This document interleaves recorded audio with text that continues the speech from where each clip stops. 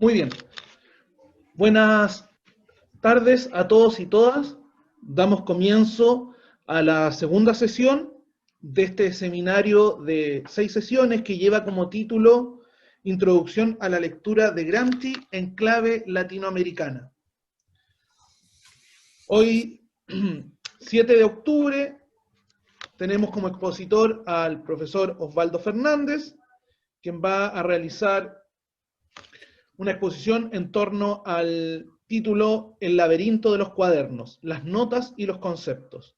Pero antes de eso, vamos a presentar a Gonzalo Sandón, quien va a hacer una presentación en torno a la pajarilla y va a dar paso al profesor Osvaldo Fernández. Antes de dar la palabra a Gonzalo, quiero recordarle a los espectadores que pueden hacer sus preguntas en el chat o en la sección de preguntas y respuestas que se encuentra en la parte inferior de la pantalla. Gonzalo, adelante. Bien, muy buenas tardes a todos. Muchas gracias, Claudio, por la presentación, la introducción. Yo más bien quisiera en esta ocasión aprovecharme de la oportunidad del seminario para comentarles un poquito, compartir con ustedes un poco de la trayectoria de la Editorial Popular La Pajarilla, de la cual yo soy integrante. Ya de existencia tiene 12 años de vida esta Editorial Popular. Nacimos en el escenario, en el contexto de las movilizaciones del año 2006, nosotros siendo estudiantes universitarios, con una estrecha conexión con una multiplicidad de colectivos de estudiantes secundarios, fue surgiendo la necesidad de la formación política. Necesidad que nosotros veíamos también necesaria, valga la redundancia, de alimentar ya hace unos años atrás, y que los mismos estudiantes secundarios no exigían, ¿no es cierto? Así fue como partimos, ¿ah? Muy humildemente, de una manera muy sencilla, con unos cuadernillos bastante poco llamativos en términos de artes visuales, y también con bastante poco conocimiento al respecto de la impresión y su debido diseño.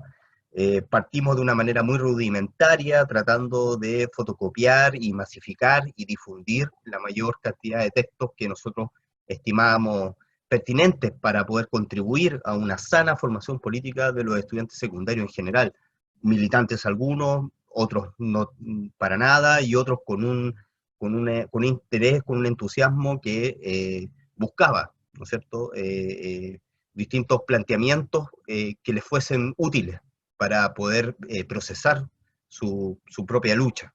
¿Mm?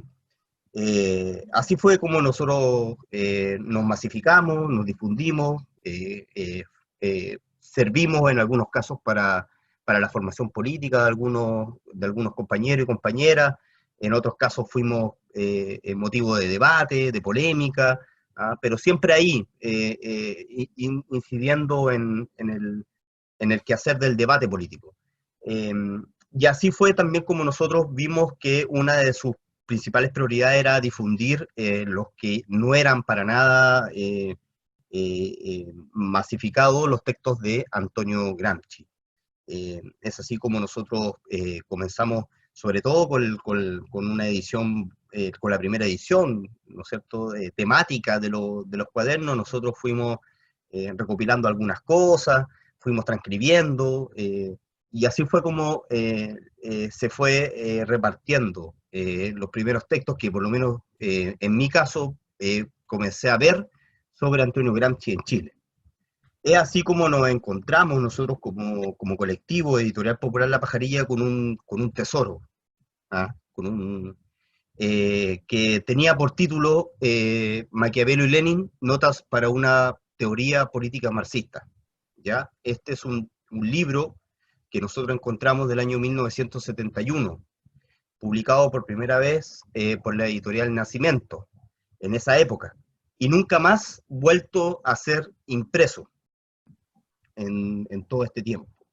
Es un texto maravilloso, genial, a nosotros nos abrió muchas luces, nos permitió entrar de una manera mucho más asequible a un Gramsci militante, a un Gramsci revolucionario, a un Gramsci que nos proponía efectivamente una alternativa de salida, de opción, ante una situación de derrota, ¿no es cierto?, de un proyecto de carácter comunista. Y tuvimos la sorpresa, ¿no es cierto?, de que en este pirateo, legalmente, ¿no es cierto?, diciéndolo con todas sus letras, ¿no es cierto?, de este texto, porque lo pirateamos, sin permiso alguno, nos encontramos que el que había prologado y había seleccionado los textos que fueron publicados por única vez en Chile de esta selección había sido el profesor Osvaldo Fernández. Es así como nosotros entramos en contacto con el profesor y desde ahí en adelante se desarrolló una relación de amistad y de interesada lectura por parte de Gramsci. Digo interesada porque la verdad, siendo bastante sincero, no podríamos decir lo contrario. ¿Ah? El interés por leer los cuadernos de la cárcel de Antonio Gramsci despertaba en todos nosotros un interés bastante consciente, y era el interés del militante de instruirse, de formarse políticamente y de ver de qué modo podríamos considerar los usos de Antonio Gramsci, ¿no es cierto?, como un aporte a nuestra realidad social y a nuestra condición histórica. Este texto nosotros, bueno, lo publicamos en su segunda edición el año 2014 y lo hicimos de una manera bastante precaria, es parte de nuestra historia, y el año 2019 recién, gracias a las correcciones de Carlos Bau, en su tercera edición pudimos realizar este texto, corregirlo debidamente y entregarlo como corresponde, ¿no es cierto?, en un formato digital. En estos momentos tenemos esta edición digital de circulación gratuita desde el año pasado y quisiéramos nosotros compartir con ustedes este material. Es una joya, es un tesoro histórico. Esta es la segunda edición en Chile de este texto, que son una selección de las notas de los cuadernos de la cárcel a propósito, ¿no es cierto?, de el concepto de hegemonía, partido político, intelectual orgánico. Además es prologado por el profesor Osvaldo Fernández, que en estos momentos, ¿no es cierto?, va a realizar su presentación.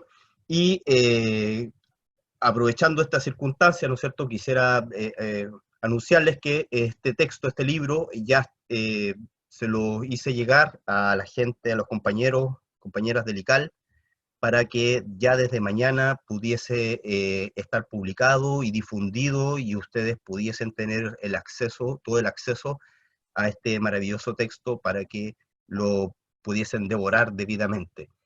Además también va acompañado con una selección de notas que nosotros hemos realizado como editorial con respecto al concepto de la filosofía de la praxis, que también ya desde mañana podría estar disponible, tengo entendido, en la página virtual de el ICAL. ¿Ya? Y aprovechar esta instancia para, más bien para agradecer y a su vez presentarles al profesor Osvaldo Fernández, cuya lectura colectiva que hemos iniciado de manera interesada, insisto, confesa y convicta, podríamos decir, desde Mariátegui, ¿no es cierto?, de realizar una lectura militante con respecto a los postulados de Gramsci, nos ha permitido a nosotros también nutrirnos en nuestra formación política. Quisiera agradecer esa posibilidad, agradecer esa humilde sabiduría del profesor. Lo señalo de ese modo porque la capacidad, ¿no es cierto?, de procesar este material que nos ha permitido poder difundir ha sido sumamente útil en nuestros debates políticos y nos ha permitido también ampliar un poco más y problematizar en torno a el desarrollo de nuestra praxis. Y eso ha favorecido fundamentalmente a que nosotros podamos prolongar nuestro accionar a través también de estos seminarios que en conjunto con el CEPIB, ¿no es cierto? Y con el profesor hemos impulsado, de seguir una lectura crítica, problemática, y que nos permitiese abordar los conceptos sugeridos, planteados, de un modo nutritivo para nuestro contexto y nuestro quehacer cotidiano. ¿Ok? Con esta breve presentación quisiera dejar, ¿no es cierto?, con ustedes al profesor para que nos dé cuenta de su presentación. Adelante. Ya, ustedes ven lo que hay en la pantalla, ¿no? Es el PowerPoint que yo he elaborado. Advierto que este PowerPoint no es un texto, son notas de apuntes para la exposición que yo voy a hacer, ¿no? Yo también he entregado al ICAL un artículo que habla de todo lo que digo aquí hoy día, ¿no? Y que también va a quedar a disposición de ustedes, distribuido por el ICAL.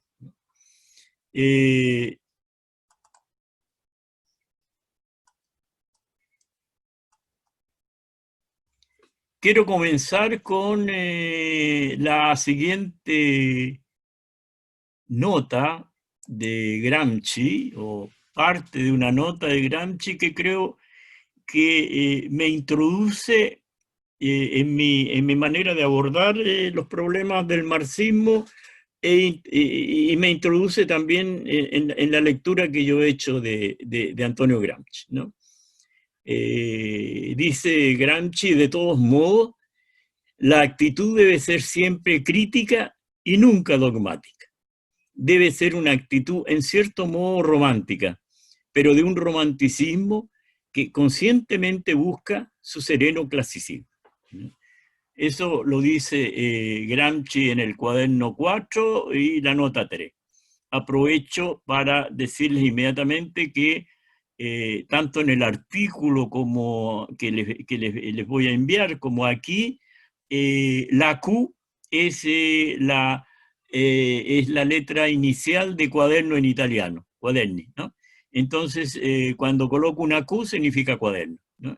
Y entonces este es el cuaderno 4 y la nota 10. Acuérdense, la obra de Gramsci son 29 cuadernos, lo que nosotros conocemos. Él escribió 33, pero esa edición no la tenemos en manos todavía. Son entonces cuadernos en donde las notas están numeradas de una en adelante, de la 1 en adelante. Y entonces, para ubicarse hay que indicar el cuaderno, el número del cuaderno y el número de la nota.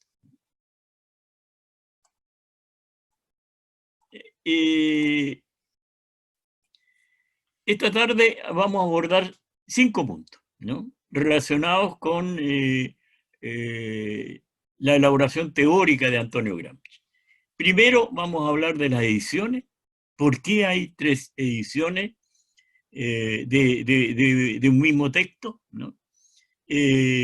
No son reediciones, son ediciones, ¿no? O sea, no se repite lo anterior, sino que todas son diferentes. Segundo, ¿qué entender de la estrategia de escritura que se propuso Gramsci, de una escritura desinteresada y para siempre? ¿Cómo entender esto? Que él lo formuló en alemán, siguiendo el concepto de Goethe, ¿no? Für ewig, para la eternidad. Eso quiere decir para siempre, para la eternidad. En tercer lugar, hablar del laberinto, que ya insinuó, es decir, comenzó a hablar Gonzalo en la sesión anterior, y por qué Gramsci construye con estos cuadernos un laberinto. En cuarto lugar, vamos a hablar de las notas que consignó en los cuadernos, deteniéndonos en un tipo de notas que nosotros llamamos notas teóricas y que son fragmentos de reflexión. Y finalmente, de los conceptos gramscianos. ¿Qué es un concepto para Gramsci, ¿no? Eso es muy importante.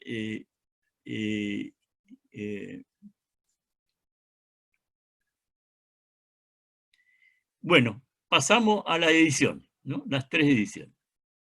La primera edición de los Cuadernos de la Cárcel es de 1948, publicada por la editorial italiana Einaudi, y consistió en 6 libros.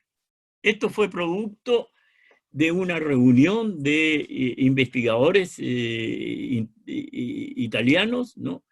Que por primera vez conocían los cuadernos, que en el año 45, 46, el gobierno ruso se lo había entregado a Togliatti, ¿no? A Palmiro Togliatti, que era en ese momento el secretario del Partido Comunista, ¿no? Entonces, los cuadernos circularon, es decir, en primer lugar, la cuñada de Gramsci dejó los cuadernos en consigna en la embajada soviética de Roma. De ahí tardaron un año en ser enviados a Moscú.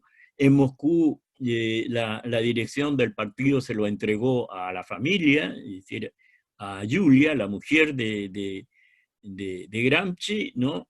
Y después ella se los vuelve a entregar al partido y el partido se los entrega a Togliatti, y los italianos entonces conocen, descubren estos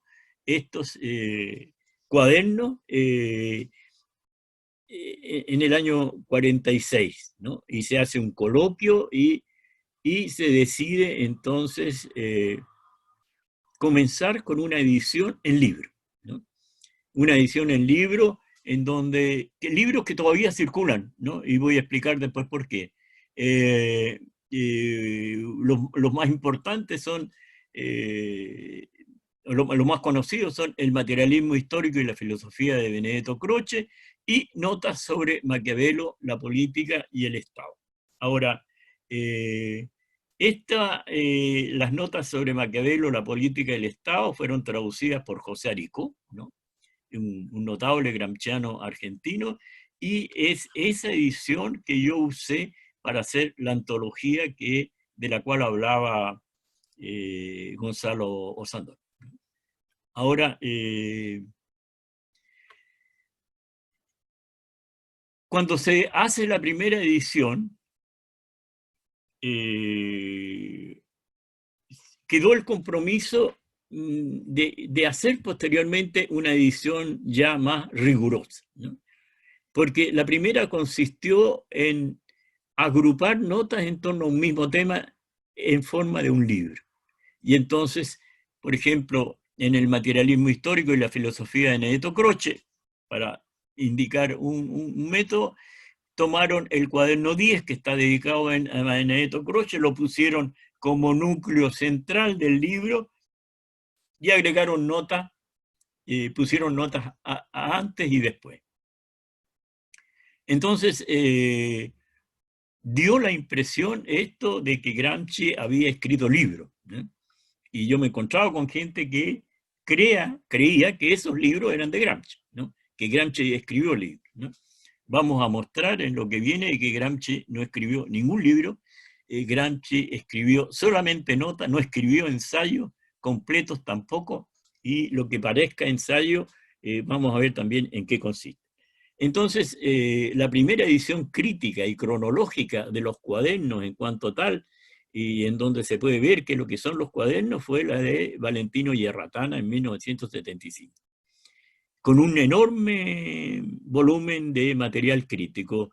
En italiano son 4 tomos, y el tercer tomo, que es el más voluminoso, está con todo un aparataje crítico, con notas, con explicaciones, con índices temáticos, índices de autores, lo que Gramsci leyó, la revista que consultó, etcétera, etcétera, ¿no? Es es una buena fuente de información acerca de Gramsci.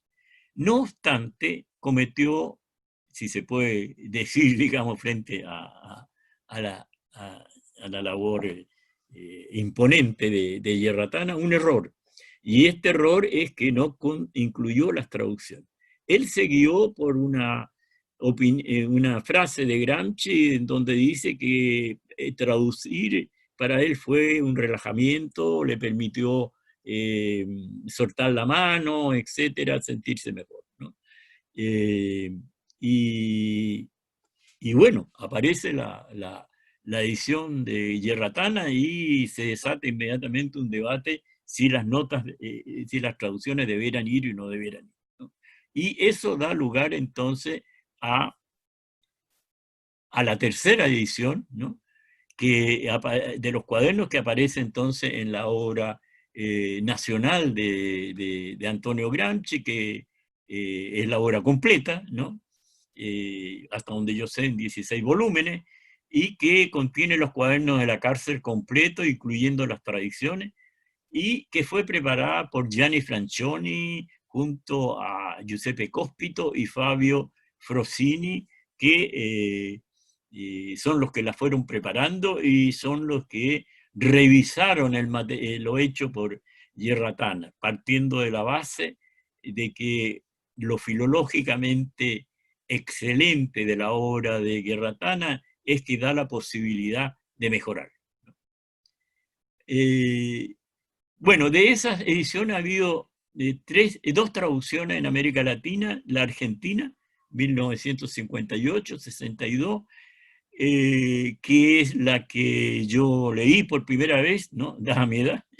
Llegó el materialismo histórico y la filosofía de Benedetto Croce en 1958 a Chile. Eso fue preparado por un intelectual comunista, gramsciano, que escribió un libro sobre Esteban Echeverría, y que él preparó todas las condiciones para la publicación de los libros, de la edición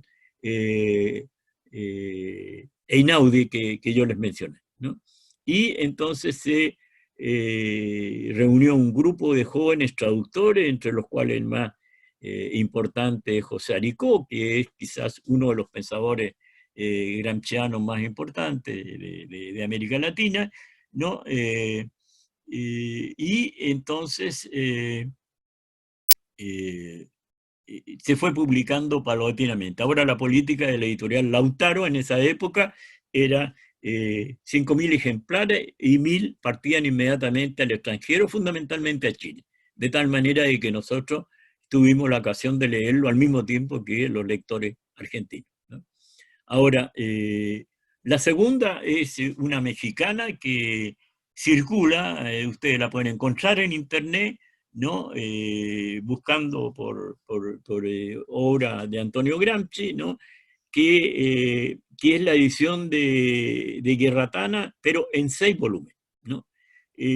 Con un defecto en mi criterio, y es que el aparato crítico no es completo y, por ejemplo, en la edición italiana es muy fácil seguir los conceptos porque hay un índice de conceptos y entonces ustedes ven el concepto de hegemonía y están las páginas en donde está. Eso no ocurre en la edición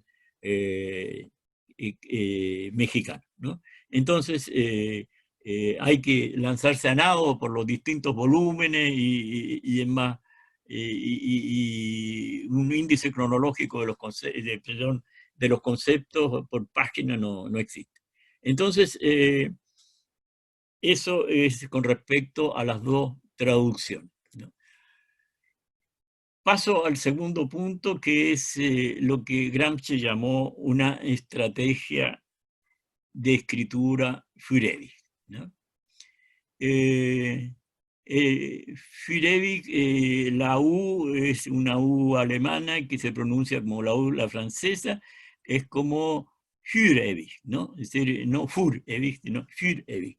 Y El 19 de marzo, Gramsci le escribe a su cuñada Tatiana una carta que le revela lo siguiente.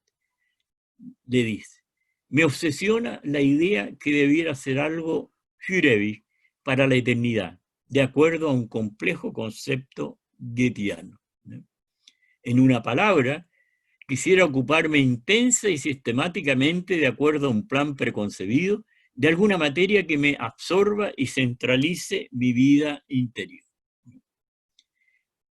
¿Recuerdas mi rápido y superficial ensayo sobre la Italia meridional y la importancia de Benedetto Croce?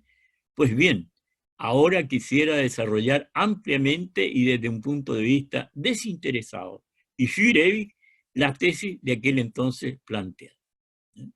Quiero decir dos cosas antes de seguir sobre esto. Primero, que hay una obra de Gramsci, además de los cuadernos de la cárcel, que se llama Las cartas de la cárcel. Y eso lo pueden encontrar por ahí en librerías, etc., ¿no? Las cartas de la cárcel son las cartas que él escribió en la cárcel, ¿no? Y fundamentalmente las cartas que le escribió a Tatiana, su cuñada. Creo que les dije la vez anterior que Tatiana fue una persona que ayudó a Gramsci desde el comienzo y lo siguió a través de las distintas cárceles y clínicas donde fue a dar. Y fue ella, y gracias a ella, que conocemos a Gramsci, porque fue ella la que en el momento que Gramsci muere va, recoge todas sus pertenencias, toma los cuadernos, los enumera con números romanos para que no se perdiera ninguno, porque ella sabía que eran 30 y los envía a, es decir, no sabía qué hacer, le pregunta a un amigo de Gramsci, amigo de ella, que era Piero Rafa, qué hacer, y él le dice, bueno, dáselo al partido. Gramsci le había dicho que él le iba a decir qué hacer con ello, pero después no le dio ninguna instrucción precisa, ¿no? Esta entonces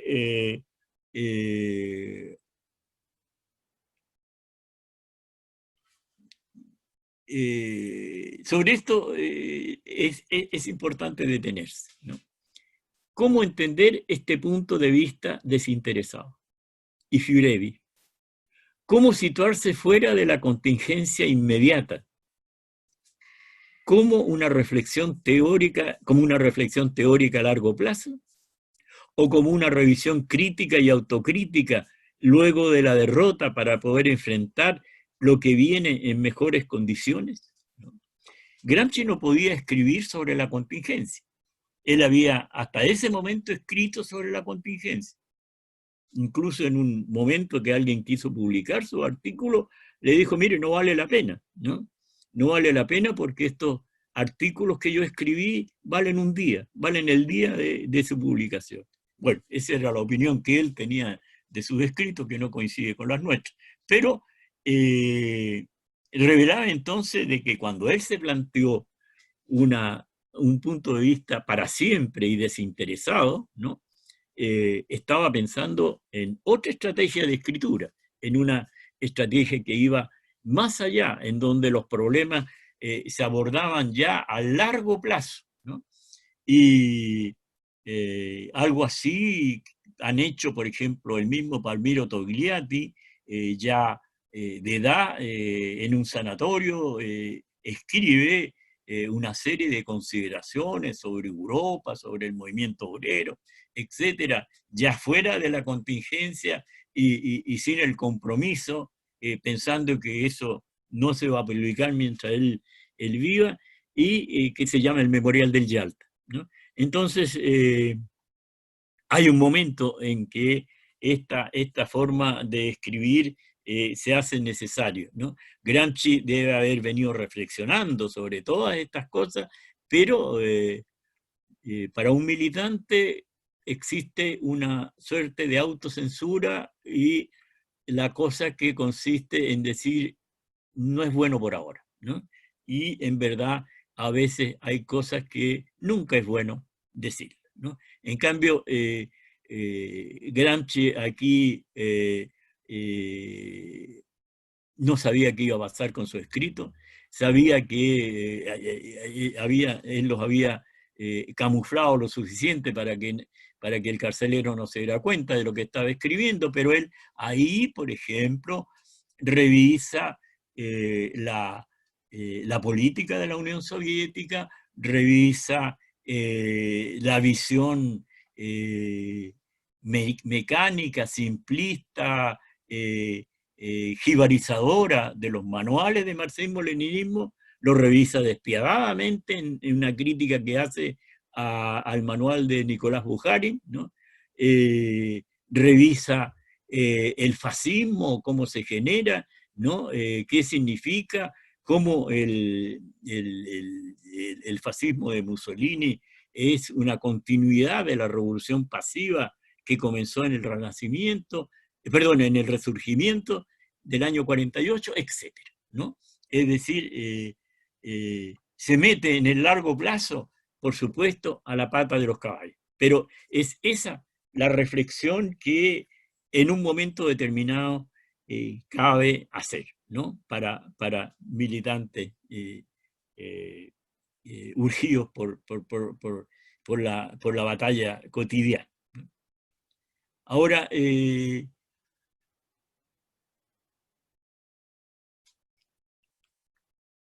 me parece que la respuesta a qué significa escribir Jurevich nos la proporciona los cuadernos, ¿no? O sea, luego de la lectura de los cuadernos podemos empezar a responder esto.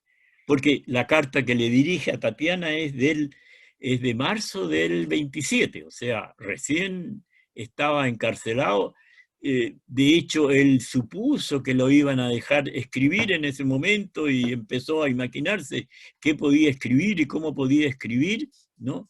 Pero la cosa tardó, como indicó Gonzalo la semana anterior, y solamente a comienzos del 29 lo dejan de escribir, ¿no? Entonces, sin embargo, ahí ya en esa carta a Tatiana, él traza un programa de 4 puntos, ¿no? Y después vamos a decir sobre ese asunto de los programas, que también es bueno tenerlo en cuenta, ¿no? Pero esto, Jurevich, entonces tiene que ver con lo que los cuadernos nos proporcionan para entender la hegemonía política, cómo criticar la que nos imponen y poder imponer la nuestra, es decir, criticar la hegemonía que nos imponen cotidianamente y tratar de imponer la nuestra, cómo entender el pensamiento de Marx, el carácter histórico de sus conceptos, en especial entender la significación que tiene lo histórico en el concepto de materialismo histórico. En una de las notas, Gramsci habla de la filosofía de la praxis como un pensamiento transitorio, que tiene un comienzo y tiene un fin. El fin él lo sitúa en el momento en que la sociedad pase de la necesidad a la libertad. Pero esa definición de transitoria, de histórica, ¿no? Es decir, todo es histórico, significa que todo tiene un origen y tiene también un fin, cuando ese origen deja de ser vigente, ¿no? Y en el caso del marxismo se refiere al momento en que el marxismo se relacione, se realice, ¿no? Se vierta en una nueva sociedad y se haga sentido común, ¿no? De una nueva era y de un nuevo hombre. Bueno, ¿por qué construyó un laberinto ahora? Sobre esto algo dijimos la vez anterior, yo voy a decir un par de cosas solamente. En primer lugar, por un deliberado trabajo de ocultamiento. Esto explica el lenguaje intrincado, hermético, más de las veces, ¿no? Rodeado de silencio, metafórico, elíptico, ¿no? Es decir, ustedes van leyendo una nota y de repente hay salto, ¿no? Y es el lector el que tiene que poner el nexo entre un párrafo y otro, ¿no? Y apenas alusivo, ¿no? Es decir, más indirecto que alusivo, ¿no? Entonces, pero explica también la forma como Gramsci usaba los cuadernos. O sea, ya sea que trabajaba con 2 o 3 cuadernos simultáneamente, que eran los que le permitían tenerlo, y a veces escribía en simultaneidad, ¿no? Pasando de uno a otro, y también cómo elaboraba un cuaderno, ¿no? Algo explicó Gonzalo la vez anterior, es decir, tomaba un cuaderno y comenzaba, por ejemplo, con la segunda mitad de la hoja del reverso, ¿no? O sea, de la cara A y B, ¿no? Tomaba la cara B y comenzaba de la mitad hacia abajo. Y después iba a la parte de arriba y después pasaba a la parte A, digamos, ¿no? Al verso de la hoja, etc. Es decir, desordenaba, ¿no? El hilo de la reflexión. Y entonces, y eso indudablemente indica, ¿no? Revela de que él estaba ocultando, ¿no? Lo que decía, ¿no? Y ya dijimos por qué, ¿no? No voy a insistir en eso. ¿Por qué? Porque el que los leyeran y entendieran lo que él estaba diciendo podría significar la destrucción de los cuadernos, ¿no? Y es eso lo que él temía, digamos, no que le pasara algo a él, porque él ya estaba en la cárcel y en condiciones terribles. ¿Qué más le podía pasar? Entonces, esa es una razón. La otra razón de este laberinto es porque Gramsci lo que escribió, ¿no? Las notas teóricas fundamentalmente que elaboró, quedaron en la fase de la investigación. Es decir, en un estado embrionario, provisorio, dejando abierta una pregunta, es decir, estas notas iban a ser tal cuales en lo que Gramsci pudiera haber elaborado posteriormente, si hubiera salido en libertad y hubiera tenido unos 10 años para poderlas escribir, las habría escrito esto. Es una pregunta que no podemos responder, pero sí podemos tratar de entender lo que tenemos por delante, ¿no?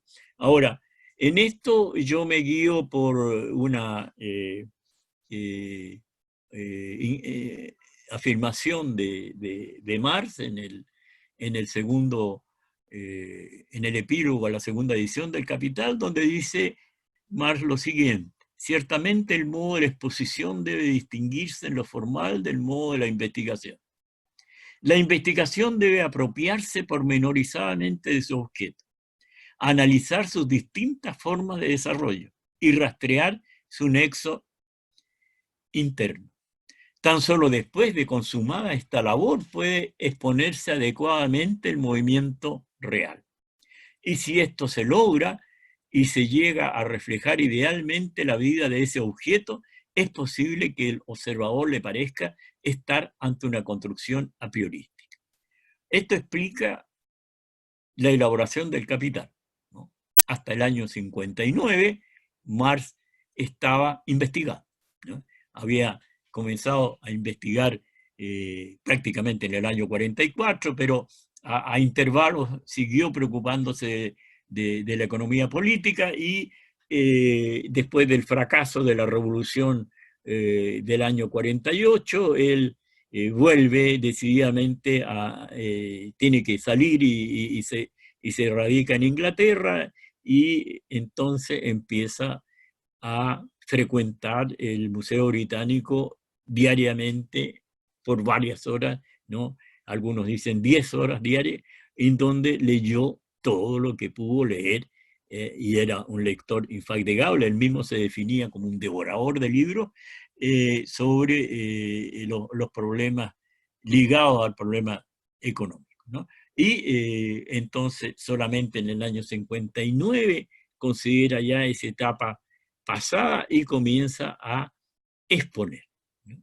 Ahora, Gramsci no alcanzó a llegar a esa etapa de exponer lo que él quería, ¿no? A imaginar cuál iba a ser la estrategia de la exposición, ¿no?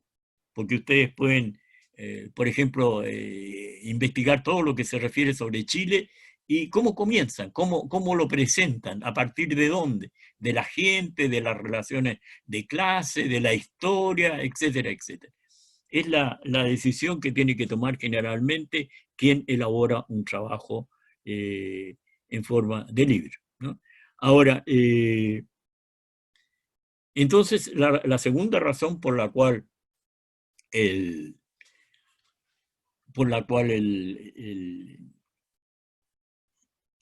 este laberinto surgió es porque se quedó en la fase de la investigación, en notas que todavía eran provisorias, que yo las definiría, las más importantes, las notas teóricas, a las que me refiero como fragmentos de reflexión. Pasemos entonces a estos fragmentos de reflexión. ¿Qué consignó Gramsci en los cuadernos, aparte de las traducciones? Mayoritariamente notas. Ustedes se encuentran ahí con notas de lectura, notas bibliográficas, algunas notas es la información acerca de un libro o la información de los libros que ha leído, una anécdota, ¿no? Hay más de un chiste en lo que habla Gramsci, ¿no? Reseñas de libro y de revista, citas de libro y de revista, referencias históricas. Esto no lo anoté desgraciadamente, pero es importante que lo tengan en cuenta. Hay, diríamos, tres momentos históricos en los cuales él centra su reflexión. Los conceptos los saca del análisis histórico. Uno es el Resurgimiento. Y cuando hablemos de los conceptos vamos a ver cómo a través del Resurgimiento van a la primera nota larga que él pone en el cuaderno 1 no se llama Resurgimiento, sino que se refiere al problema de cómo un partido debe ser dirigente y dominante, me parece. Se me va el término. Ahora, en eso él habla del concepto de hegemonía, ¿no? Habla del concepto de revolución pasiva, habla del concepto de jacobinismo, habla en fin, de una serie de conceptos teóricos, ¿no? Es decir, las reflexiones en torno a un periodo histórico van alumbrando conceptos teóricos de Gramsci y el otro periodo es el periodo que va de la reforma a la filosofía clásica alemana, ¿no? Que parte del Renacimiento a la reforma. El otro periodo es la Revolución Francesa. Alrededor de esos estos tres periodos, él se da vuelta y trabaja fundamentalmente sus conceptos, ¿no? Ahora, vayamos a los fragmentos de reflexión, ¿no? Y que nosotros llamamos notas teóricas. Yo quiero colocarles una definición de una palabra, no la vamos a explicar ahora, porque nos demoraríamos, ¿no? Pero para que tengan en cuenta un poco lo que es una nota. Él habla de la palabra de aporía, no se está refiriendo a las notas que él escribe, ¿no? Sin embargo, la definición de aporía retrata una nota. Él dice duda, o sea, nexo de pensamiento todavía en formación. Una nota es un nexo de pensamiento todavía en formación, en donde es importante la palabra nexo, porque significa de que ese pensamiento implica ahí una conexión con otros pensamientos, ¿no? Y todavía en formación, porque para él todas sus reflexiones están en estado inacabado, latente. Pueden seguir siendo pensadas, ¿no? Lleno de contradicciones que esperan solución. Por lo tanto, la aporía puede resolverse como cualquier duda, positiva y negativamente. Esto es una nota, ¿no? O sea, esta es la mejor definición que yo he encontrado que la que yo podría hacer de las notas, ¿no? Entonces, se la dejo para que ustedes la piensen. Les advierto inmediatamente, les advierto inmediatamente de que mi interés generalmente en lo que yo hago en curso o en un seminario es que introducir preguntas más que respuestas, ¿no? Es decir, creo que es más importante hablar por medio de las preguntas y de las interrogaciones, es eso la filosofía finalmente, ¿no?, que hablar por medio de certeza, ¿no? Porque no existen las certezas, ¿no? Es decir, las certezas tienen una época, un momento, pero no existen. Ese es el defecto de todo manual, que el manual no entrega ninguna pregunta, no le obliga a ustedes a reflexionar sobre nada, le da cosas como un catecismo, ¿no? Hechas ya, y que hay que aprendérselas de memoria y con eso manejarse no sé dónde. Ese es el defecto fundamental de los manuales, para no hablar, digamos, del manual de marxismo-leninismo elaborado por Stalin, que era ideología de poder, era para dominar, digamos, en ese momento del año 37, cuando él lo publica como texto aparte, y aparece entonces ese manual, ¿no? Es un manual, no como manual, aparece como el compendio de todo lo que pensaron Marx, Engels y Lenin, ¿no?, resumido y trazado, digamos, por primera vez en forma de un corpus, qué sé yo, y que tuvo el defecto de paralizar la investigación en el país que pudo haber llevado el marxismo a un grado máximo de elaboración teórica, que era la Unión Soviética, ¿no? De todo se podía investigar en la Unión Soviética, salvo el marxismo, ¿no? Porque el marxismo ya había sido definido por Stalin, digamos, y entonces sobre eso no se podía avanzar mucho más que repetirlo. Y todos los manuales repiten eso, ¿no? Entonces, al lado de eso yo coloco esta definición de Gramsci de aporía, que me parece que es la manera como nosotros debemos enfrentar las cosas. Marx fue siempre crítico y autocrítico, ¿no? Marx no elaboró ningún sistema y esto confirma el hecho de que incluso el Capital, ¿no?, el Capital que él escribió, que publicó, que fue el primer tomo, tiene 3 ediciones. En esas 3 ediciones cambió, modificó enormemente, tiene 3 traducciones al inglés, al ruso y al francés. En esas 3 traducciones metió mano, especialmente en la francesa, que la reescribió casi un 75%. Entonces, esta imagen de la elaboración del marxismo es la que los manuales no nos entregan. El manual parte sobre la base de que el capitalismo es algo inmóvil, que se quedó parado en la época en que Marx escribió y que no ha evolucionado más. Y por eso entonces el capitalismo terminó absorbiendo y disolviendo a la Unión Soviética, al socialismo real, ¿no? Entonces, la labor crítica y autocrítica, en mi criterio, es fundamental.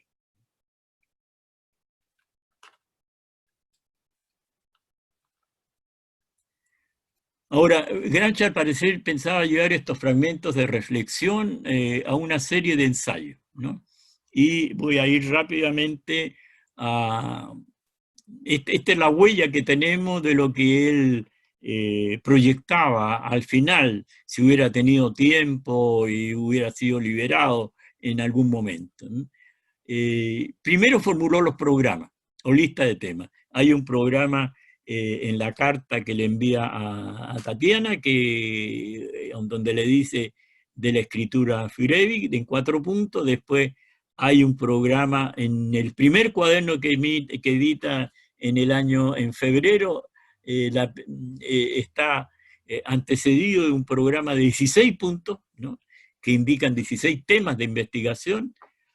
Luego ya en el primer cuaderno él se dio cuenta de que si ponía rúbrica junto a los títulos de las notas o junto a las notas, podía vincular notas de un mismo argumento. Y entonces fue elaborando rúbrica como Maquiavelo, la historia de los intelectuales, estructura, superestructura, en la cual fue incorporando notas. Y así ustedes se pueden encontrar con una nota que dice Maquiavelo y no habla para nada de Maquiavelo, porque lo que está hablando no tiene que ver con Maquiavelo, sino que con la política. Y él, en la rúbrica Maquiavelo, incluyó todo lo que quería decir sobre la política. Esa es la segunda fase. De ahí pasó a la ordenación de notas temáticamente similares en bloque de notas con un título, ¿no? Es el caso, que ya habló también Gonzalo la vez anterior, de los apuntes de filosofía, primera serie, segunda serie, tercera serie, que aparecen a partir del cuaderno 4 y que está también en el cuaderno 7 y en el cuaderno 8. Luego viene la etapa ya más radical, ¿no? En donde él pasa de los cuadernos misceláneos a los cuadernos especiales. Y los cuadernos especiales son cuadernos dedicados a un mismo tema, ¿no? De notas dedicadas a un mismo tema. Pero no tienen una redacción. Las notas están separadas e incluso, esto les advierto, aunque una nota sea muy larga, no es una nota en donde discurra un argumento, sino que son bloques de pensamiento en donde a veces quedan hiatos, quedan separaciones elípticas. Ahí el lector tiene que poner algo para entender qué es lo que está pasando. Y finalmente, desde el cuaderno 19 al cuaderno 29, se dedica fundamentalmente a una suerte de cuaderno monográfico, es decir, que contienen uno o dos temas centrales, ¿no? Bueno, las notas abren distintas disposiciones dentro de una línea de reflexión. Siempre proponen alternativas. Estas notas nos muestran en lo que Gramsci estaba pensando e invitan a participar de esta reflexión. Esta otra es algo que ustedes van a ir descubriendo en la medida que lean a Gramsci. Gramsci es un autor que de una manera u otra invita a reflexionar. Frente a un problema coloca alternativas, ¿no? Coloca distintas posibilidades, ¿no? Y de estas notas entonces algunas fueron reescritas, ya sea para ser modificadas, ya sea para intercalarlas tal cual dentro de una temática común, ya sea para revisarla y darle una segunda redacción. Es lo que Gonzalo explicó la otra vez entre las notas de primera redacción, las notas de segunda redacción y entre medio las notas de redacción única, es decir, que no tuvieron reescritura, que son las notas B, ¿no? A, primera redacción, B, redacción única, C, segunda redacción. Al mismo tiempo, las notas son los que permiten detectar el ritmo y el movimiento de este pensamiento. La proposición que nosotros hacemos de lectura de Gramsci es que leer a Gramsci a través de las notas y no a través de los cuadernos. Seguir la pista de las notas. No importa que eso nos lance alrededor de toda la obra de Gramsci, ¿no? Es decir, no creo que sea una lectura muy productiva que ustedes se lean los cuadernos del primero al final, ¿no? Lo he hecho y les confieso que me ha dejado mucho menos en manos que la lectura que he iniciado hace poco de nota en nota, ¿no? Es decir, siguiendo la pista de una nota, ¿no? Si, las notas hablan de concepto y entonces siguiendo la pista de las notas que hablan del concepto de hegemonía, por ejemplo, nosotros podemos ir detectando hegemonía, ¿no? Si las notas que hablan de revolución pasiva, las podemos ir detectando. Sobre esto no se inquieten si lo estoy diciendo muy sucintamente, porque vamos a volverlo a ver cuando en las secciones que vienen los 2 sesiones que vienen nos vamos a dedicar a examinar algunos conceptos y notas que se refieren a estos conceptos, como son el de revolución pasiva, el de hegemonía, el de sentido común, etc. Ahora, por ejemplo, si nos quedamos en las casi notas, perdón, había algo que quería decirles también.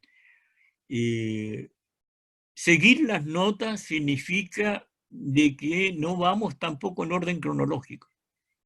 Como digo aquí en esto, si la primera nota se refiere a un concepto dado, pensemos en la revolución pasiva, no es necesariamente la más incipiente, ¿no? la menos elaborada o embrionaria. Ni la última tampoco es la más acabada. Ustedes pueden encontrar en la primera, ¿no? Muchos más elementos que en la última vez que aparece, ¿no? Entonces, eso indica de que, como ha señalado la lectura, que nos ha ilustrado mucho en este sentido, nos ha ayudado mucho, de Gianni Franchioni, de que nosotros no podemos ir en el orden cronológico de los cuadernos siguiendo las notas, sino siguiendo las notas en una búsqueda en donde ya está en pie la sagacidad de cada lector, ¿no? O sea, por eso él habla en espiral, ¿no? Se puede ir hacia adelante como se puede ir hacia atrás, ¿no? Ahora, la otra cosa importante es que una nota vale tanto como otra, ¿no? Gramsci escribía de la siguiente manera, y eso lo dice alguien que estuvo en la celda con él. Gramsci se paseaba, decía, ¿no? De repente se paseaba un buen rato, de repente se detenía y se ponía a escribir. Y escribía toda la nota.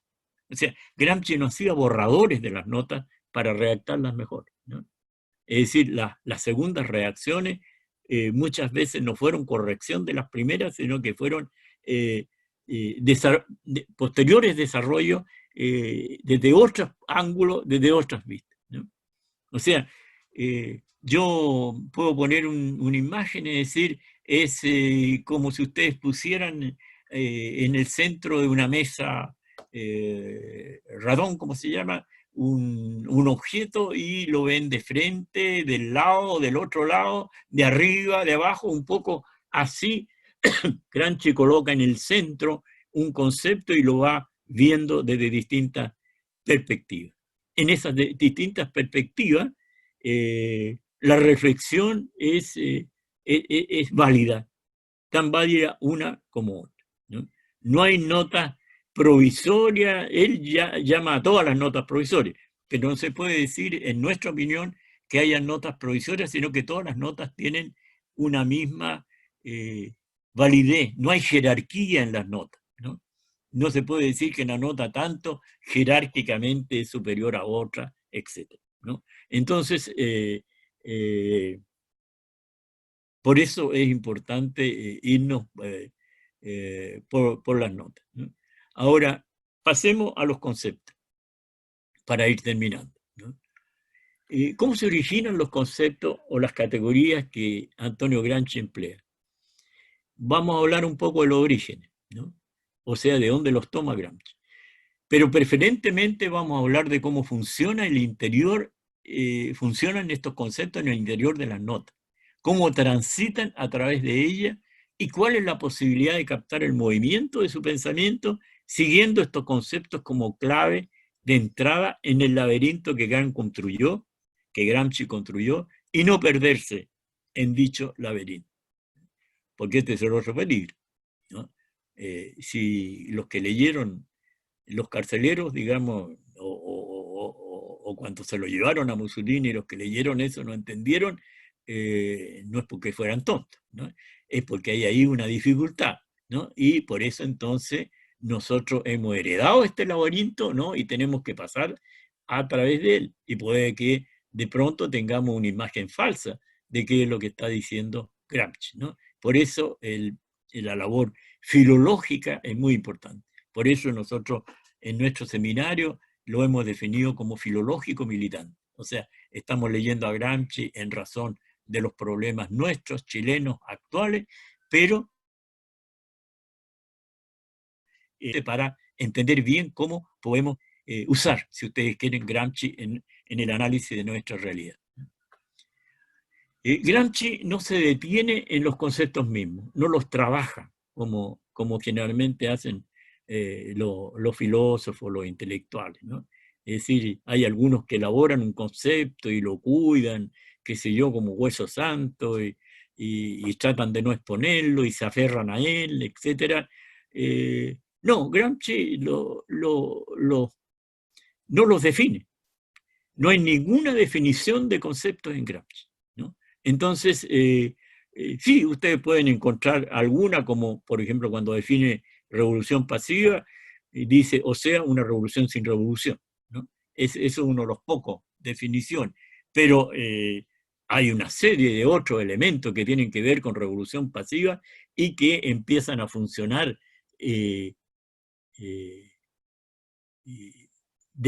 acepciones, definiciones, manera de comprender la revolución pasiva que empiezan a funcionar en las distintas notas en donde este concepto aparece, ¿no?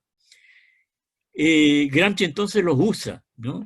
Es decir, toma un concepto y lo introduce en una nota en donde también hay otro concepto, ¿no? Si ustedes quieren, los lanza a la pelea inmediatamente, ¿no?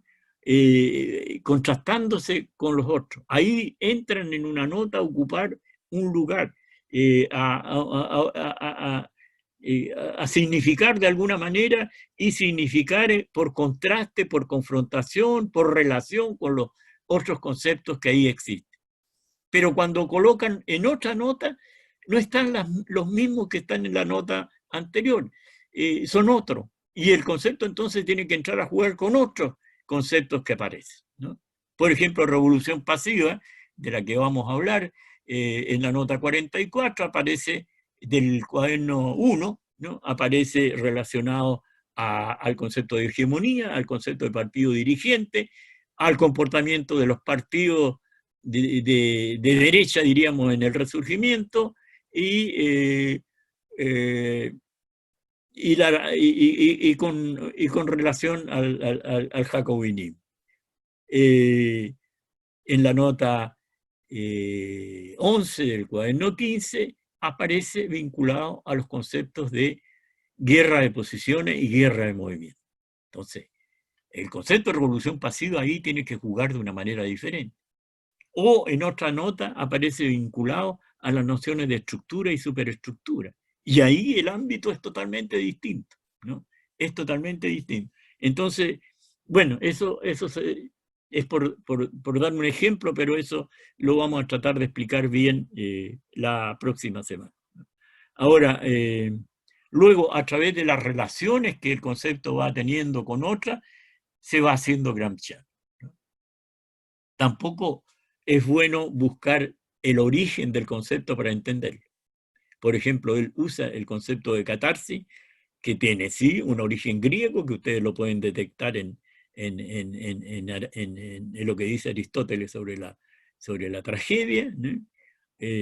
O que pueden buscarlo en lo que dice el psicoanálisis sobre la catarsis, aunque el psicoanálisis no es en el origen del concepto, ¿no?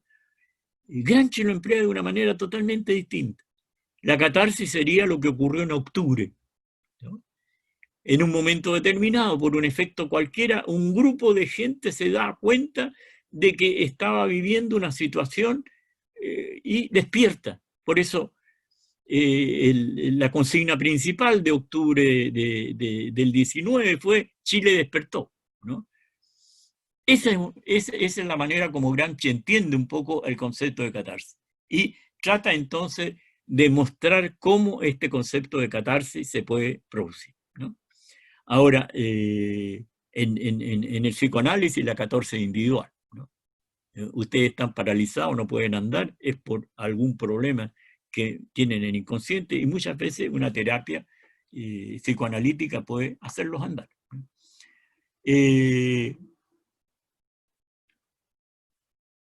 De manera general, esta es la otra advertencia que les doy, un concepto resuelve la movilidad de objetos, en filosofía fundamentalmente. Detiene y encierra el proceso que tratamos de captar. En los conceptos de Gramsci, que Gramsci emplea en las notas de la cárcel, en cambio, quizás por el carácter que tenía que asumir su reflexión, a la vez exploratoria y cautelosa, a la vez crítica y autocrítica, contraída por la necesidad de continuas revisiones, estos conceptos en su mayoría, lejos de cerrar una problemática, la abre. O sea, los conceptos de Gramsci no cierran, sino que abren una problemática. Es decir, ellos mismos son una problemática. O sea, Gramsci no emplea el sentido común para decir yo creo que el sentido común es tal cosa, sino que muestra la profunda problematicidad y complejidad del concepto de sentido común, ¿no? Y partiendo de la base de que sin un trabajo del sentido común, una revolución puede fracasar totalmente en la construcción de un país, ¿no? Y es lo que ocurrió, digamos, en la Unión Soviética, ¿no? Es decir, la mentalidad de la gente no fue marxista, ¿no? Siguió siendo religiosa, de cualquier manera, digamos, pero no marxista, ¿no? No logró imponerse una hegemonía marxista en la conciencia del ciudadano soviético, ¿no? Ese es un problema que Gramsci piensa y aborda. Es decir, la revolución puede triunfar, ¿no?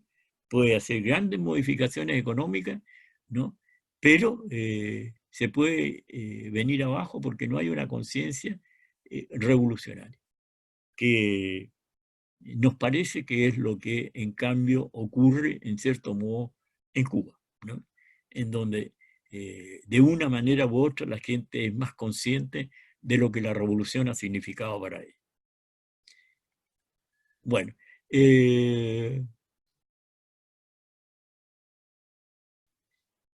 vamos a avanzar un poco.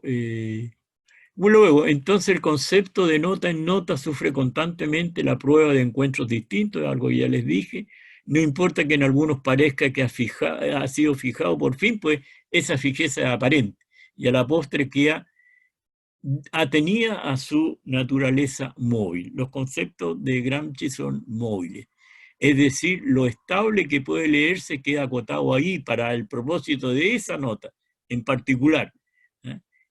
Y por lo tanto transitorio.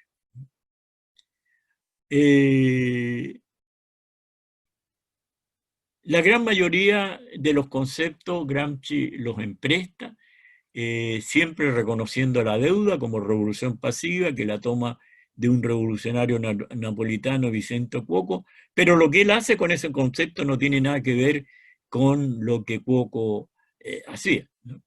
Igual la noción de bloque histórico, que la adopta de George Sorel, pero George Sorel no habló de bloque histórico. Incluso Guerratana muestra en una nota que en general bloque histórico vendría de un comentario que un autor hizo de Sorel, en donde coloca las dos palabras no juntas sino separadas, y Gramsci las juntó, ¿no? Ahora, hay muchos conceptos de Gramsci que vienen de nombres propios, como Aquiles Loria, por ejemplo, y que él habla del lorianismo. Aquiles Loria era un representante casi ridículo del economismo histórico, ¿no? Que, por ejemplo, se le ocurrían estas cosas, o sea, si se subieran aviones con pegamento en las alas y en esas alas quedaran pegados los pájaros, eso permitiría, qué sé yo, cazar pájaros más fácilmente, cosas de ese tipo, ¿no? Entonces, el lorianismo es un término de ridiculización, ¿no? Boulangismo viene de un episodio del militar y político francés Georges Boulanger, y que es una referencia a las teorías sobre el héroe carismático, con lo cual, en último término, está apuntando a Mussolini, ¿no? Y indudablemente él no habla de Mussolini cuando habla del boulangismo, ¿no? Pero apunta de este héroe carismático. Usa también la palabra cadornismo. Cadornismo viene de un nombre del general Luigi Cadorna, ¿no? Y que Gramsci lo usa muy en sordina para referirse a la disciplina partidaria, que debe ser consciente en su modo de ver, ¿no? Cadorna no, es decir, si un jefe da una orden, esa orden se debe cumplir porque el jefe la da, ¿no? Y no de una manera consciente el que recibe esa orden, ¿no? Y entonces él usa para referirse a esto el concepto de cadornismo. Y otros conceptos vienen de imágenes como reforma intelectual y moral. Ahí quedamos, porque ya he avanzado bastante en la hora y creo que es bueno dejar tiempo a las preguntas. Eso nomás. Muchas gracias, profesor Osvaldo. Me parece muy interesante esta propuesta de lectura en torno a los cuadernos de la cárcel. En primer lugar, porque propone no una lectura lineal de los escritos, sino más bien una lectura de conceptos. Y que además estos conceptos no son cerrados, sino que no son conceptos cerrados y totalizantes, sino que se van moviendo en relación a los contextos históricos en los cuales Gramsci, a través de los cuadernos, va jugando con estos conceptos. Bueno, profesor, acá tenemos 3 preguntas. Le voy a decir las 3 preguntas, que son breves, usted verá cómo las arma, ¿ya? Ya.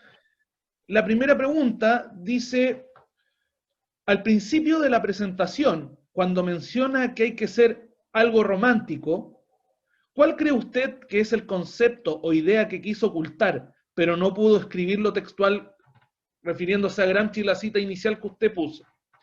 La otra pregunta dice, creo que usted ya la señaló, pero la pregunta fue, cuando se hace mención del laberinto, ¿se ha encontrado algún patrón o hilo o está completamente aleatorio este laberinto? Y por último, Tomás Cornejo, quien pregunta, ¿cómo desvirtuar la opinión de Anderson sobre las antinomias de Gramsci? ¿O los conceptos evolucionan más que contradecirse? Esas son las 3 preguntas que han hecho, profesor. Ya. Sobre lo primero era, por favor, dámelas Sí, la pregunta es, primera. al principio de la presentación, cuando menciona Ya, sobre que hay que la, ser algo, ya, sí. hay que ser Mira, algo romántico. yo esa cita la coloqué ahí porque me pareció muy bellamente escrita, pero digamos no es la única de Gramsci en este sentido, ¿no? Él, cuando habla de Marx, dice un autor contraída por una tendencia a una despiadada autocrítica, ¿no? Y en cierto modo ha sido eso usado también por intérpretes para decir que Gramsci ahí se estaba definiendo él mismo, ¿no? Porque él también revisaba continuamente sus escritos. O sea, la revisión no es un defecto, sino que una virtud en un intelectual, ¿no? Ahora, y en un teórico, ¿no? Cuando hablo hablo fundamentalmente de teórico, de la talla de Marx, de la talla de Gramsci, de Lenin, etc. Ahora, yo no, en lo romanticismo no me detuve, pero para mí significaría esto, es decir, esperar, ¿no? Esperar de que esta autocrítica se mantenga como forma de pensamiento y que finalmente se asiente en una manera clásica de pensar, ¿no? O sea, si nosotros tenemos fijado el clasicismo en las certezas, ¿no? En este caso, digamos, lo que Gramsci querría decir de que el clasicismo se debiera fijar en lo barroco, digamos, en lo autocrítico, en lo crítico, más que en lo apodíptico, en lo afirmativo, en lo asertórico, etc. Eso con respecto a lo primero. Lo segundo era... Lo segundo, la segunda pregunta es, cuando hace mención del laberinto, ¿se ha encontrado algún patrón o hilo o está completamente aleatorio? Mira, los que más han avanzado en esto es Franchoni, ¿no? Franchoni tiene un libro que publicaron los bolivianos, ¿no? Que se llama, y que está en internet, ¿no? Y que se llama Cómo trabajaba Gramsci, ¿no? Y también ahora publicó es decir, también tiene un libro en italiano que se me va el nombre, a pesar de que lo he estado traduciendo, en donde él muestra, por ejemplo, de que unas notas que se hallan en un cuaderno, en el cuaderno 5, por ejemplo, continúan en cierto modo en el cuaderno 7 en otra nota, ¿no? O vuelven del cuaderno 7 a la nota 5. Ahora, también muestra esto que yo les dije, cómo escribía Gramsci, lo tomado de él, ¿no? Yo no conozco los manuscritos, ¿no? Incluso ellos, al parecer, hicieron la edición de los manuscritos, ¿no? O sea, me parece que hay en italiano una edición de los manuscritos. Es decir, de un manuscrito como manuscrito. Ahora, y en ese sentido, entonces, él deja la pregunta, es decir, ¿por qué Gramsci hizo eso? No, yo avanzo, como soy más profesoril, ¿no? Avanzo en cierto modo a dar una explicación, pero él detecta el laberinto. Él detecta el laberinto y sugiere pistas para abordar, pero no hay un camino seguro. Nosotros hemos ido tratando de elaborar un camino, ¿no? Pero es nuestro, que ha surgido de nuestro seminario, ¿no? Diciendo de que una nota de Gramsci se puede leer de dos maneras, ¿no? Perdonen las palabras que voy a usar. Sintagmáticamente y paradigmáticamente.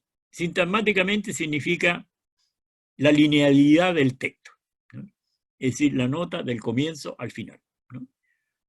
Y paradigmáticamente es lo que sale como referencia. Cuando nosotros leemos, por ejemplo, leemos algo sintagmáticamente, pero si aparece la palabra sol en lo que estamos leyendo, nosotros tenemos una imagen de sol y vamos hacia eso, ¿no? Por eso en filosofía ese es un peligro, porque por ejemplo nosotros tomamos a Maquiavelo y leemos, Maquiavelo habla de fortuna y de virtud. Nosotros tenemos una noción de fortuna, de qué es la fortuna y qué es la virtud, pero no tienen nada que ver con lo que Maquiavelo quiere decir. Entonces, por eso también hay filósofos que han dicho que para pensar hay que inicialmente despensar un poco, ¿no? Limpiar la cabeza de las nociones comunes que nosotros hemos adoptado, ¿no? Entonces, lo paradigmático, es decir, cuando nosotros salimos del texto tenemos que salir de una manera segura, y la manera segura de salir en nuestro criterio es ir a las otras notas.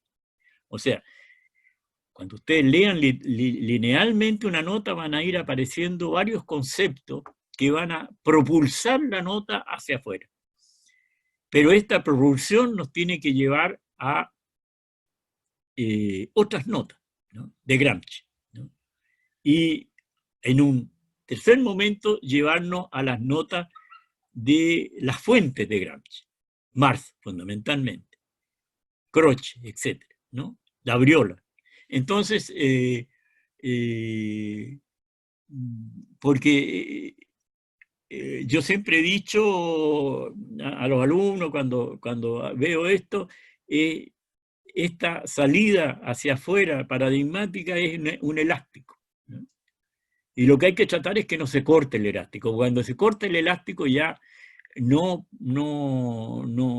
hemos salido del texto, hemos perdido de visión del texto y nos hemos ido por otro lado. Y entonces esas son algunas interpretaciones que parten por el carácter de la palabra y se van y se pierden finalmente, ¿no? En este caso nosotros proponemos la lectura lineal de una nota. En esa lectura lineal de una nota aparecen distintos problemas y conceptos que nos van a proyectar hacia otras notas. Y cuando querramos avanzar un poco más, por ejemplo, si nosotros leemos una nota sobre revolución pasiva, y esa revolución pasiva está vinculada al concepto de estructura y superestructura, hay otras notas de Marx que hablan sobre estructura y superestructura, y finalmente sabemos que esos dos conceptos pertenecen al prólogo a la contribución de la crítica y la economía política, y podemos salir hasta ahí, ¿no?, porque es lo que es uno de los textos fundamentales que Gramsci leyó, ¿no?, y con los cuales trabajó Marx, ¿no?, con los cuales trabajó su concepción de Marx, ¿no? Entonces, esa es una proposición de salida de este laberinto que modestamente hemos elaborado, pero que no, para nosotros nos ha resultado en cierto modo, pero no sé si para todos. Creo que cada lector puede encontrar una vía. Y la tercera pregunta de Cornejo era... En la tercera pregunta de Tomás Cornejo, profesor, ¿cómo desvirtuar la opinión de Anderson sobre las antinomias de Antonio Gramsci? ¿O los conceptos evolucionan más que contradecirse? Sí, yo creo que no hay contradicción entre los conceptos, ¿no? Es decir, existe la palabra acepción, ¿no? Una palabra tiene muchas acepciones, ¿no? En cierto modo, Gramsci va haciendo surgir acepciones de los conceptos en esta navegación por notas y notas, ¿no? Pero también en esa navegación de notas, por ejemplo, revolución pasiva. Revolución pasiva, cuando es mirada desde el punto de vista en el cuaderno 15, en la nota 11, bueno, todo esto es anticipación, no es lo que vamos a decir. Después, la próxima semana, revolución pasiva está vinculada a guerra de posiciones y guerra de movimiento, ¿no? Ahora, en ese caso entonces se establece una conexión y el concepto de revolución pasiva se vincula a otra cosa y como se vincula también a estructura y superestructura, el prólogo a la contribución de Marx, ¿qué es lo que está diciendo? Está diciendo de que los hombres pueden hacer la revolución, pero en esa revolución tienen que tener en cuenta obstáculos concretos, que es el movimiento de las relaciones productivas, ¿no? Y de la contradicción entre las relaciones de producción y las fuerzas productivas. Pero ahí también Gramsci hace una lectura que no aparece en ese prólogo, ¿no? En el sentido de que Marx leyó dentro de la perspectiva revolucionaria, fundamentalmente, y Gramsci la lee dentro de la perspectiva contrarrevolucionaria, porque él está viviendo esa perspectiva. O sea, lo que Marx dice en ese prólogo lo hicieron los moderados, los reaccionarios en Italia, y no los revolucionarios. Los revolucionarios no lo comprendieron, no fueron capaces de hacerlo, ¿no? Y la situación italiana resultó entonces de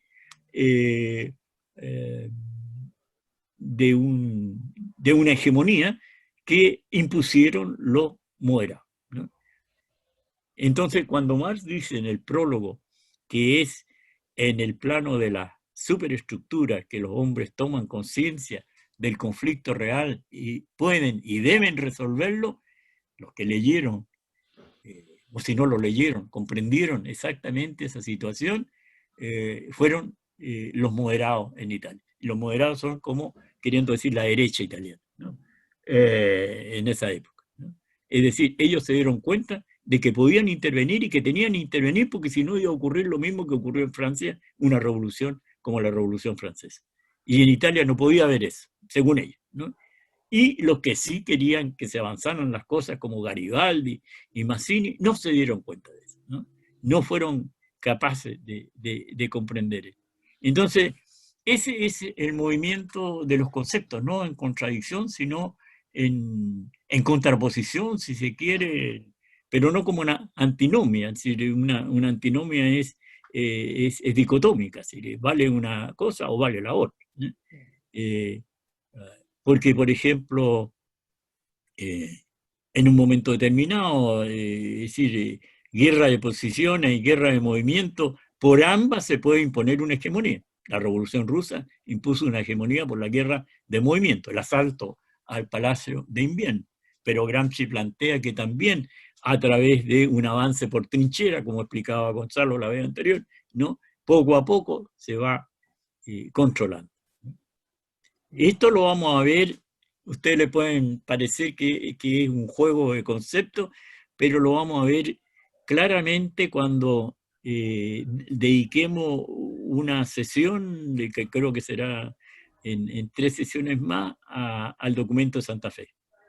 En el documento de Santa Fe, la interpretación que hace el imperialismo de Gramsci es decir, mira, así quieren proceder los revolucionarios. Así tenemos que proceder nosotros, para ganarle y para imponer entonces por la vía de una revolución pasiva nuestra acción.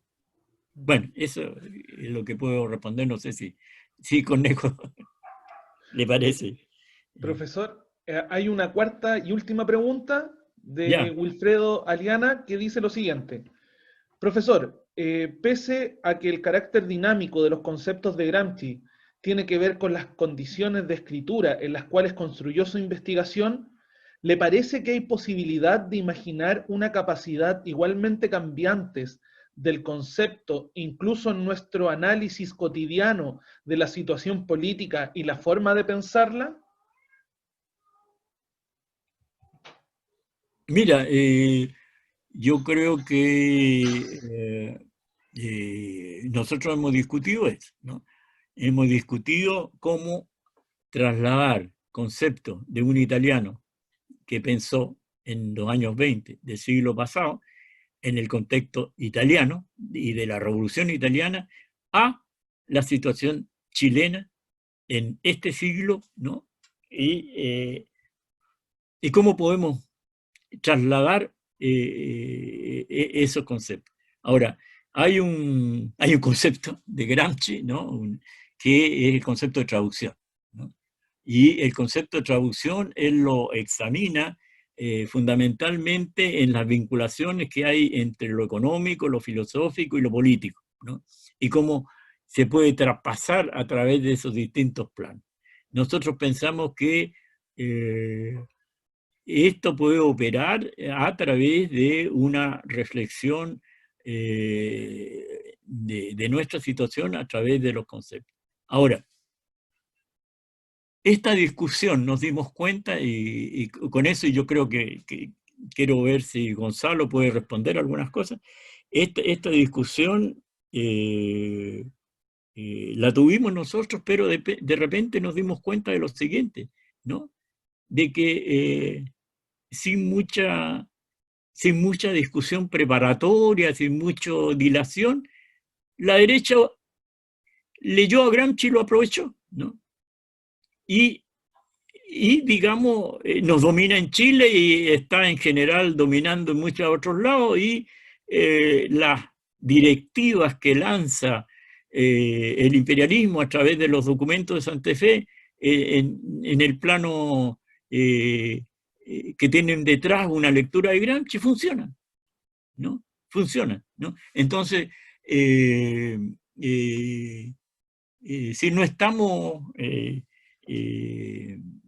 no estamos, digamos, fuera del tiesto, digamos, no estamos equivocados o trasladando cosas que no se pueden trasladar, ¿no? Es decir, vivimos bajo una dominación de derecha bajo la égida de una lectura de Gramsci, ¿no? Entonces, el problema está, como lo dije antes, la primera vez, la sesión anterior, es por qué la izquierda no hace una lectura similar, ¿no? Es decir, no se trata de rendirle homenaje a Gramsci o de considerarlo con nuestro patrimonio, etcétera, etcétera, sino de leerlo, ¿no? De leerlo a la luz de lo que estamos viviendo.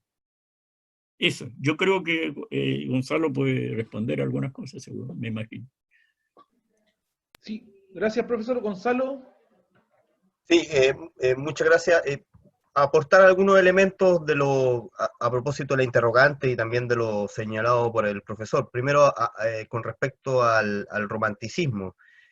Tengo entendido, no sé si estaré en lo certero, pero el romanticismo en términos bastante genéricos, como del sentido común, hace alusión a todo este movimiento literario, artístico, cultural, que irrumpe con la ilustración, ¿no es cierto? Es como que dentro del saco, ¿no es cierto?, que de toda la crítica hacia la ilustración vendría, ¿no es cierto?, incorporado cualquier romanticista, por decirlo de algún modo.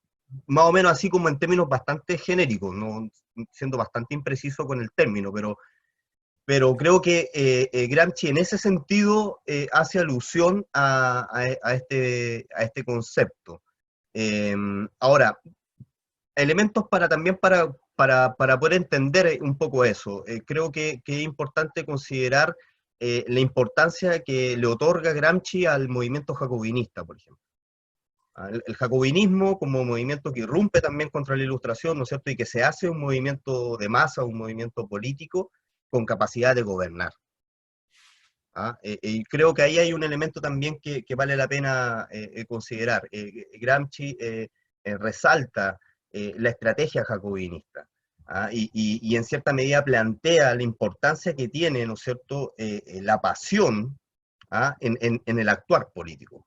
Y ocupa como ejemplo, ¿no es cierto?, el hito histórico del jacobinismo como movimiento que es revolucionario, que rompe, y que además también tiene capacidad, condiciones para hacerse gobierno, ¿ya? Indiferente, ¿no es cierto?, a cuántas cabezas hayan guillotinado, ¿no es cierto?, pero más allá de eso, es la capacidad de gobierno que es lo que resalta también en ese sentido Gramsci. Y el otro elemento que vale la pena también considerar en esto es la importancia que tiene el mito. Concepto que trabaja, que ocupa, que utiliza, manipula desde George Sorel, y que Gramsci lo proyecta en el príncipe moderno. Entonces hay una mezcolanza, ¿no es cierto?, en la cual incorpora el concepto de mito, lo transforma, lo manipula, lo hace mito político, ¿no es cierto?, y lo sitúa empleando, ¿no es cierto?, a Maquiavelo para dotar a este príncipe moderno, que él lo traduce como el Partido Revolucionario en nuestra contemporaneidad. Eso algunos elementos para también ir acompañando un poco la respuesta, sin pretender tampoco dar con certeza, sino que más bien promover, estimular el mastique, el debate constante, que creo que es el espíritu también de Gramsci, y con eso me amparo un poco para tratar de responder la segunda pregunta, ¿cómo es este laberinto? ¿Cómo entrar, no es cierto? ¿Cuál podría ser una ruta? Y en ese sentido, claro, tenemos que tener en consideración que el estilo de escritura de Gramsci es a través, el formato es a través de parágrafos. No son ensayos, no son artículos, no son papers. Son fragmentos donde en un párrafo está contenida una idea. Es el estilo del parágrafo, es decir, en un párrafo contener una idea, y en esa idea que se contenga en su totalidad, que no requiera de otros elementos auxiliares para dotarse de contenido, sino que a sí misma se dota de contenido, se entiende a sí misma. Ese es el formato que él ocupa, y lo ocupa de manera, yo creo, bastante intencionada. Recordemos que Gramsci tiene una formación académica, lingüística, filológica, donde el uso de las palabras y el cuidado con respecto a su significado para Gramsci le es bastante, podríamos decir, más cercano, ¿no es cierto?, a través de esa formación. Entonces, de ese modo también él va articulando sus planteamientos, los va encubriendo en cierta medida, pero también va jugando un poco, tal vez con las reglas gramaticales que le son posibles. Creo que vale destacar, llamar la atención, el uso de la reiteración, de la repetición del argumento en Gramsci. No es menor. Él en varios cuadernos de repente reitera planteamientos, reitera afirmaciones, y las formula de modo diferente, pero es la misma idea. Por ejemplo, en el cuaderno 7 están las traducciones que hace sobre Marx, directamente desde el alemán, donde en ellas está también el prólogo a la contribución de la crítica a la economía política. En ese prólogo él lo traduce, como bien afirmé, desde el alemán directamente al italiano. Él tenía, por lo tanto, en ese cuaderno 7, escrito literal como Marx escribió ese fragmento. Fragmento que Gramsci ocupa en reiteradas ocasiones, en variados cuadernos, abordando distintas problemáticas, distintos conceptos. E incluso, en varias ocasiones, las formula literalmente de un modo diferente. Pero las emplea, a pesar de aquello, como una reiteración. Hay un uso lingüístico de la repetición que vale la pena, ¿no es cierto?, en ese sentido destacar en Gramsci, como otros también elementos. Nuestra humilde invitación, en definitiva, es a perderse en este laberinto, a buscar entre los pasajes de las notas y brincar de nota en nota para poder ir escarbando, como quien fuese arqueólogo, en cada una de las categorías conceptuales que nos propone Gramsci. Ahora también vale la pena destacar la metodología, creo yo, que emplea Gramsci en su escritura. Hay una metodología. Tal vez no tengamos la ruta, porque claro, dijimos, esto no se puede leer de manera lineal, no es secuencial, no es que partamos por el cuaderno 1, sigamos con el cuaderno 2, es decir,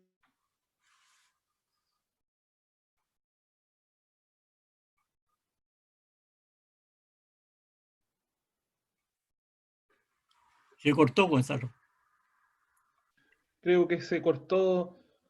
Esperando que regrese Gonzalo, profesor, me parece interesante lo que Catherine dice a los panelistas. Dice, la derecha convoca a votar rechazo por, entre comillas, sentido común. Usan a Gramsci dominando la cultura. Bueno, quizás un poco relacionado con lo que usted señalaba de los usos que la derecha hizo de Gramsci, más allá de la izquierda. Claro. ¿Gonzalo? sí, sí, Ahora sí, que te habías cortado. sí, me había caído, no sé si... lo que estaba planteando es con respecto a la metodología empleada para la redacción de los conceptos, el uso de la dialéctica, pero definamos qué entendemos por esta metodología de la dialéctica, ¿ya?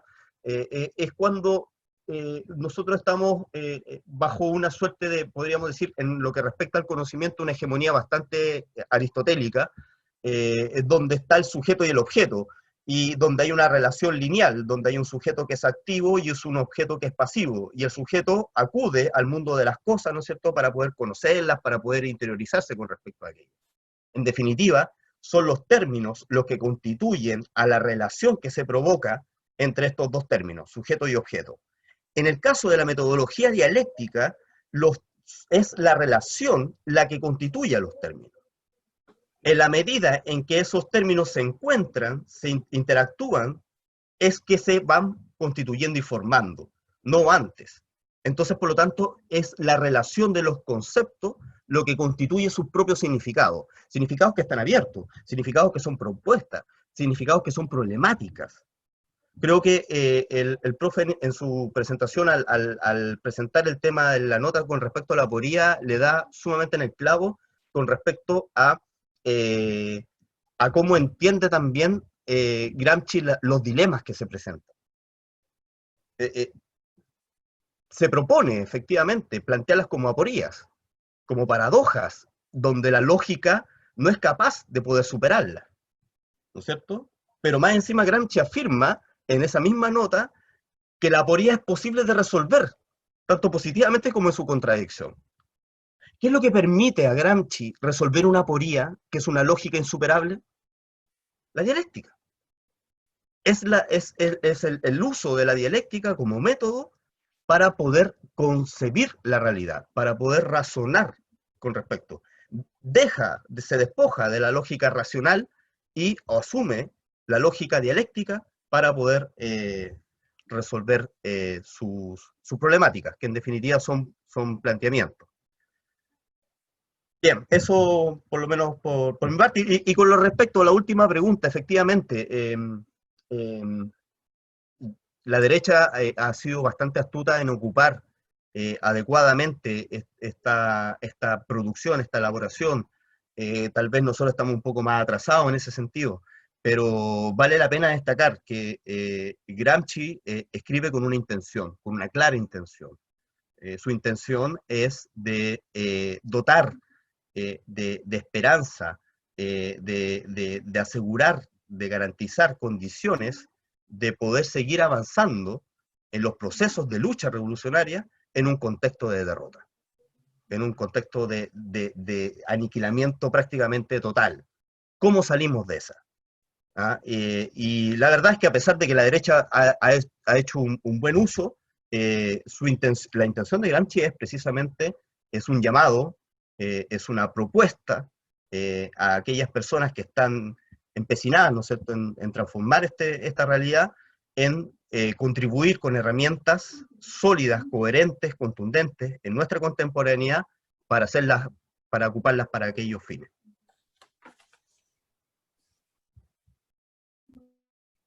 ¿Claudio? Muchas gracias, Gonzalo. ¿Claudio? Sí, profesor. No, es que yo propongo porque hay una pregunta final sobre cómo relacionar estos fragmentos de reflexión. La próxima semana vamos a empezar a hablar de los conceptos y de las notas. Entonces, a la luz de lo que digamos, podemos volver sobre lo de ahora, ¿no? Para que terminemos. Creo que hemos ido ya bastante lejos con esta sesión. Sí, sí, en vista a la hora ya vamos a ir cerrando. Antes de despedirnos, quisiera pasar a publicitar algo a nombre del CEPIP. Bueno, esta actividad se hizo en conjunto a La Pajerilla, al ICAL y también con el CEPIP, el Centro de Estudio de Pensamiento Iberoamericano de la Universidad de Valparaíso, donde el profesor Osvaldo es director, Gonzalo y yo somos miembros. Hace poco hemos comenzado con la producción y la edición de libros, de ensayos de integrantes del CEPIP. Y comenzamos esta colección con un primer texto de una serie de otros textos que tienen como punto fundamental el pensamiento latinoamericano desde un punto de vista crítico y de izquierda. Hace poco salió el libro del integrante Gonzalo Jara Townsend, que se llama Buceando en el Abismo, una lectura a Pueblo Continente de Antenor Orrego. Es una lectura de este pensador trujillano del norte del Perú, que en la década del 20 comenzó a reflexionar en torno a América Latina. ¿Ya? Así que este libro ya salió a la venta. Yo voy a dejar en el chat el correo de libros.cepip@gmail.com. Para quien esté interesado puede consultar el precio. 5.000 pesos lo estamos vendiendo y podemos hacer ahí envío a regiones donde usted se encuentre. Así que eso, Gonzalo, ¿algún último comentario para ir cerrando? ¿Nada? Esa es solamente la asistencia, la participación y la presentación del profesor. Muchas gracias, Gonzalo. ¿Profesor? Sí, yo también agradezco la paciencia fundamentalmente de los participantes. Gracias. Ya, muy bien. Entonces, los esperamos la próxima semana, el 14 de octubre, con la tercera sesión, cuyo título es Los usos de Gramsci, tratamiento de algunas de sus categorías conceptuales, revolución pasiva y hegemonía. Así que nos estaremos viendo la próxima semana. Agradecemos a todos y a todas por haber asistido, por haber escuchado, por sus preguntas también, y agradecemos también a Gonzalo y al profesor Osvaldo por esta charla de esta tarde. Así que nos vemos la próxima semana. Hasta luego, muchas gracias. Chao, hasta luego, muchas gracias, que les vaya muy bien.